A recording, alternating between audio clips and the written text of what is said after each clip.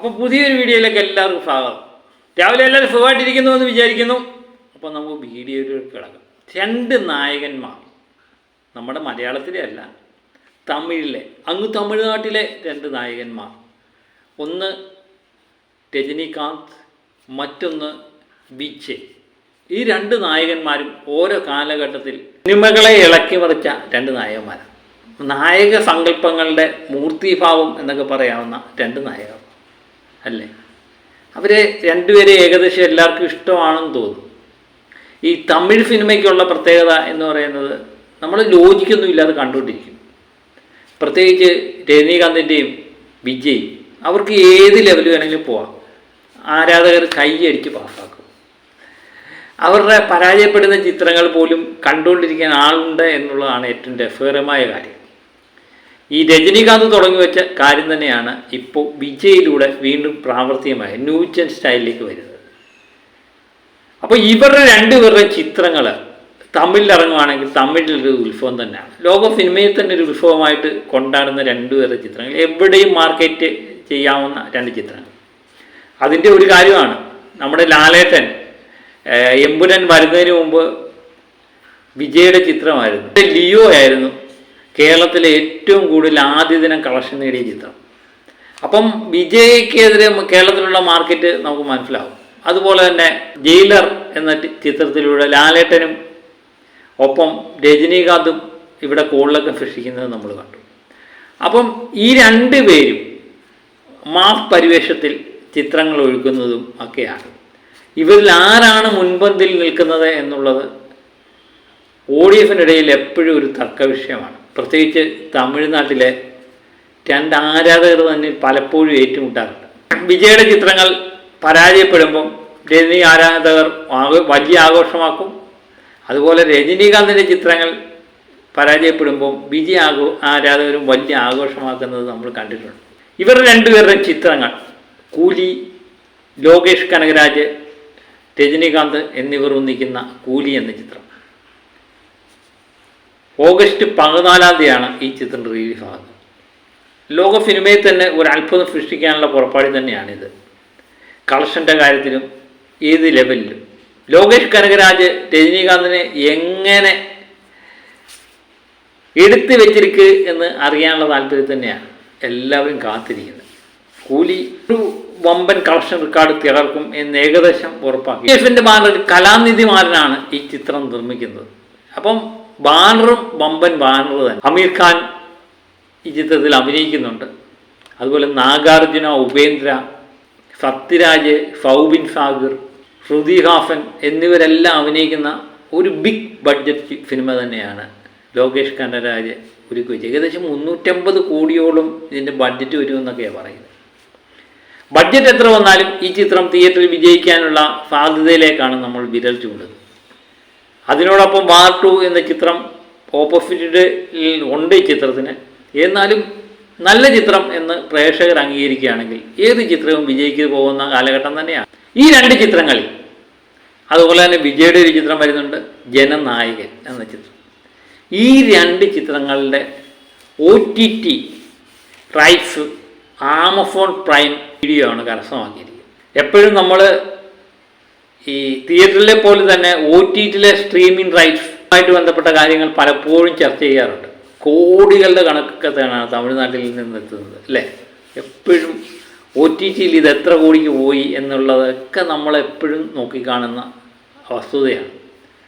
പക്ഷേ ഈ രണ്ട് ചിത്രങ്ങളിലെയും OTT റൈറ്റ്സ് ആമസോൺ കരസ്ഥമാക്കിയത് 125 കോടി രൂപയ്ക്ക് മുകളിലുള്ള തുകയ്ക്കാണ് എന്നാണ് അറിയാൻ പറ്റുന്നത്. രണ്ട് ചിത്രങ്ങളും ആമസോൺ തന്നെയാണ് പിടിച്ചിരിക്കുന്നത്.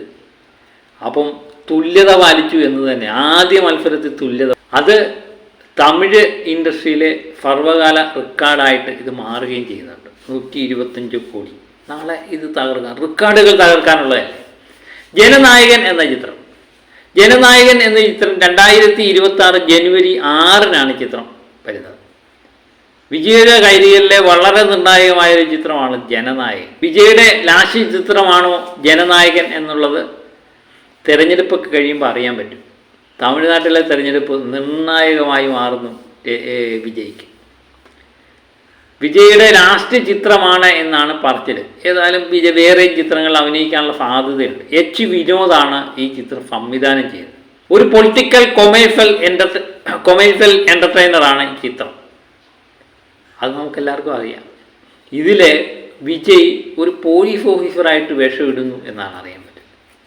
ഇതിന് പറയാനുള്ള കാരണം അതിൻ്റെ ടീസറിനകത്ത് പോലീസ് വേഷത്തിൽ വാളുമൊക്കെ പിടിച്ച് വിജയ് വരുന്ന വില്ലന്മാരുടെ അടുത്തേക്ക് വരുന്ന വിജയെ നമുക്ക് കാണാൻ പറ്റും. ആരാധകരെ കോരിത്തരിപ്പിക്കുന്ന രംഗങ്ങൾ കൊണ്ട് നിറഞ്ഞതാണ് ഈ ചിത്രം എന്ന് പൊതുവെ പറയപ്പെടുന്നത്. അപ്പം പൊളിറ്റിക്കൽ സെക്ടറായിട്ട് വരുമ്പോൾ വിജയ് പ്രത്യേകിച്ച് രാഷ്ട്രീയത്തിലേക്ക് ഇറങ്ങുന്നു, തിരഞ്ഞെടുപ്പ് കാലത്തേക്ക് എത്തുന്നു. അപ്പം ജനങ്ങൾക്ക് വേണ്ടിയതുള്ളതെല്ലാം ഒരുക്കി വെച്ച് ജനങ്ങളെ ഹരം കൊള്ളിക്കുന്ന കാര്യങ്ങളെല്ലാം ഈ ചിത്രത്തിലൂടെ ഒരുക്കി വെച്ചിട്ടുണ്ട് എന്ന് തന്നെയാണ് അറിയാൻ പറ്റും. തമിഴ്നാട് രാഷ്ട്രീയം എപ്പോൾ സിനിമയുമായിട്ട് ബന്ധപ്പെട്ടാണ് നിൽക്കുന്നത്. നമ്മുടെ MGR, ജയലളിത, കരുണാനിധി എന്ന് വേണ്ട എല്ലാവരും മിക്കവാറും എല്ലാവരും സിനിമയിലൂടെ ഉയർന്നു വന്ന ജനങ്ങളുടെ ഹൃദയത്തിലേക്ക് കയറുക. വിജയ്ക്ക് അതിന് കഴിയുമോ എന്നുള്ളത് നമുക്ക് കണ്ടു തന്നെ അറിയാം. കമലഹാസനും വിജയകാന്തും ഒക്കെ പരാജയപ്പെട്ടിടത്താണ് വിജയുടെ പുതിയൊരു നീക്കം. 2026 ജനുവരി 6 തിയേറ്ററിൽ എത്തുന്ന ഈ ചിത്രത്തിൽ വീഡിയോ പൂജ ഹെഗ്ഡെ, പ്രകാശ് രാജ്, ഗൗതം വാസുദേവ് മേനോൻ, നരേൻ, പ്രിയാമണി, മമിത ബൈജു എന്നിവരൊക്കെ മുഖ്യ കഥാപാത്രമായിട്ടുണ്ട്. ആരൊക്കെ കഥാപാത്രമായാലും വിജയ് ചിത്രത്തിലെ ആകർഷണം എന്ന് പറയുന്നത് വിജയ് മാത്രമാണ്. അപ്പോൾ ഈ രണ്ട് ചിത്രങ്ങളിലെ OTT റൈറ്റ്സ് ഒരേപോലെ വിട്ടുപോയിരിക്കും. ഇനി തിയേറ്ററാണ് ഇതിലേത് ഏറ്റവും കൂടുതൽ കളക്ഷൻ നേടും എന്നുള്ളത് അറിയേണ്ടത്. ആരാധകർ ഇതിനു വേണ്ടി കാത്തിരിക്കുകയാണ്. കാരണം കളക്ഷൻ റെക്കോർഡുകളാണല്ലോ എപ്പോഴും ആരാധകരുടെ എനർജി കൂട്ടുന്നത്. തിയേറ്ററിൽ ഈ രണ്ട് ചിത്രങ്ങളിൽ ഏത് വമ്പൻ വിജയമാകും എന്നുള്ളതാണ് സിനിമാ പ്രേക്ഷകർ ആകാംക്ഷയോടെ കാത്തിരിക്കുന്നത്. അതിന് അധികം നാളൊന്നുമില്ല. 2026 ജനുവരി 26 വരെ ജനുവരി 6 വരെ കാത്തിരുന്നാൽ മതി ഇപ്പോഴത്തെ സമയത്ത്. ഇനിയും വിജയ് മറ്റൊരു ചിത്രത്തിന് ഇറങ്ങി പുറപ്പെടുമോ ഇല്ലയോ എന്നൊന്നും നമുക്കറിയില്ല. കാരണം തമിഴ്നാട് രാഷ്ട്രീയമാണ് നിർണായകമാകുന്നത്. തമിഴ്നാട് രാഷ്ട്രീയത്തിൽ വിജയുടെ ഈ കാൽവെപ്പ് വിജയിച്ചു കഴിഞ്ഞാൽ വിജയുടെ ലാസ്റ്റ് ചിത്രമാകാം ജനനായകൻ. അതുപോലെ രജനീകാന്ത് ഇതിൻ്റെ പുതിയ ചിത്രം തുടങ്ങിയിട്ടുണ്ട്, ജയിലർ 2. അതിലും ലാലേട്ടൻ മുഖ്യ കഥാപാത്രമായി വരുന്നു എന്നുള്ളതാണ് മലയാളികളെ സംബന്ധിച്ച് വലിയ ആകർഷണം. ജയിലറിൽ മമ്മൂട്ടിയുടെ മോഹൻലാലിൻ്റെ ഒരു വരവുണ്ടായിരുന്നു. രണ്ടാം വരവ് എന്നൊക്കെ വിശേഷിപ്പിക്കാവുന്ന ഒരു വരവ്. തിയേറ്റർ ഇളക്കി മറിച്ച ആ രംഗങ്ങൾ അധികം നേരമൊന്നുമില്ലായിരുന്നു. അതിലെ വിജയം തന്നെയാകാം ഈ ചിത്രത്തിലും മോഹൻലാൽ എന്ന് പറയുന്ന നടനെ അതിൻ്റെ അണിയറ പ്രവർത്തകർ സമീപിക്കാനും ജയിലർ 1-ലുള്ളതിനേക്കാൾ കൂടുതൽ സമയം ജയിലർ 2-ൽ മോഹൻലാൽ കാണും എന്നാണ് പ്രതീക്ഷിക്കുന്നത്. അതിനുവേണ്ടി നമുക്ക് കാത്തിരിക്കാം. അപ്പം കൂലിയും ജനനായകൻ രണ്ട് ചിത്രങ്ങളും വൻ വിജയമാകട്ടെ എന്ന് ആത്മാർത്ഥമായി നമുക്ക് ആഗ്രഹിക്കാം. മറ്റൊരു വീഡിയോയുമായി വീണ്ടും എത്തും വരെ ഓക്കെ ബൈ.